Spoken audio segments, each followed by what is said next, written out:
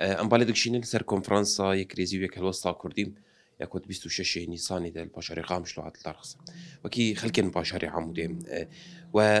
کێفخۆشیە خب چه ئەوهایتینە زبان دەربارەی وێ کۆنفرانس. بله براستی کنفرانسا یەکرێزیە کوردی گابک تاریخی بوو باندۆراوێ وێنەل سەر ڕۆژئاوا تەنێ بە باندۆراوێ وەرسەر هەر پەرچێ کوردستانی بێ وەختا نەڕینا کووردا هەلوەستاوان گوتنێوان گاوێوان دەبی یەک ئەوەت باندۆر دەبێت لەسەر هەموو پەرچێ کوردستانی و بەڕاستی ئەف کۆمیتا چێ ببیژی بنابێ کوردێ ڕۆژئاوا کار بکەن گەرەک سوون بخۆن ژبەر هەر یەک ji wê komîtê ew Kurda gişî temsîl dikir em rêzgirtinê digirin her çê destê wî di avakirina vê konferansiyê re û inşaallah ev dema pêş û wek dibêjî saet ve nagere paş de jî ev dema pêş wê dema Kurda be wê bi sala bi hezarê sala